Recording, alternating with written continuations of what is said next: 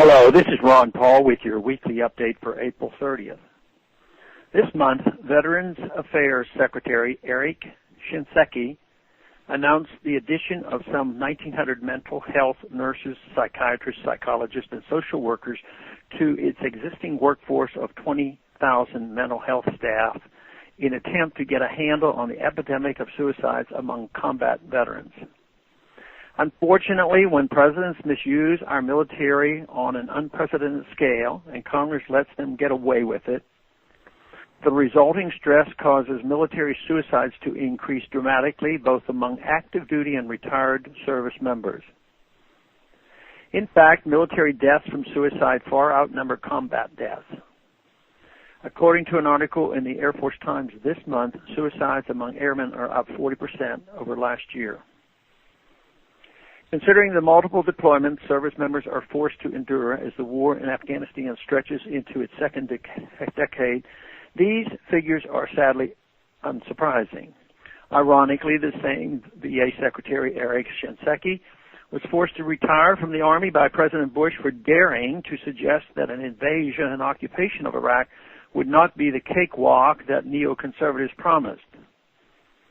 Then, Deputy Secretary of Defense Paul Wolfowitz, who is not a military veteran, claimed that General Shinseki was wildly off the mark for suggesting that several 100,000 soldiers would be required to secure post-invasion Iraq.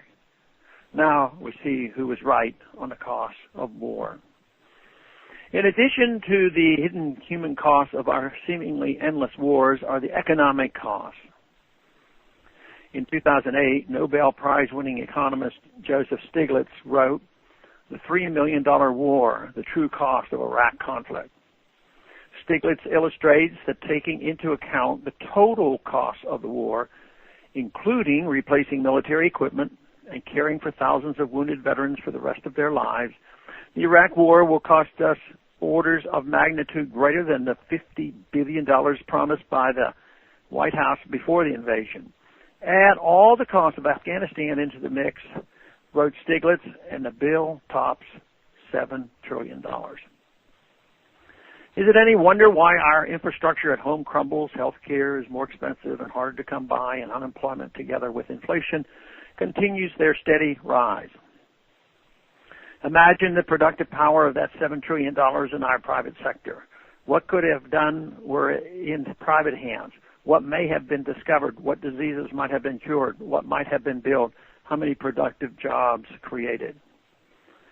With the bills coming due for our decades of reckless military action, the cuts rarely come from the well-connected and military-industrial complex with their lobbyists and powerful political allies.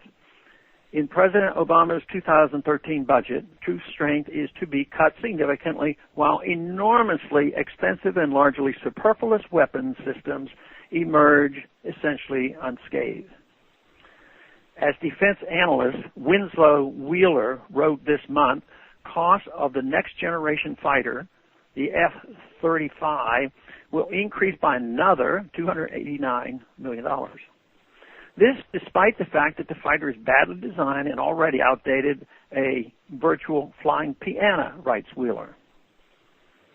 The military contractors building monstrosities like the F-35 are politically connected and thus protected. Unfortunately, returning military veterans are less so. In the same 2013 budget, the White House proposes to increase medical and pharmaceutical costs paid by veterans while reducing their cost of living increases. And how many years of increasingly alarming mental illness and suicide statistic has to be taken for the modest increase in resources to be made available? Those who predicted the real cost of our decade of global military conquest were ridiculed, scoffed at, and fired. History has now shown us that much of what they warned us about was correct. America is clearly less secure after a decade of unnecessary wars. It is more vulnerable and closer to economic collapse. Its military is nearly broken from years of abuse. Will we come back to our senses? Thanks for calling this update. The new update is placed on this number, 888-322-1414, every Monday. The written text can be found on my website, www.house.gov/Paul, under the heading Texas Straight Talk. Thanks for calling.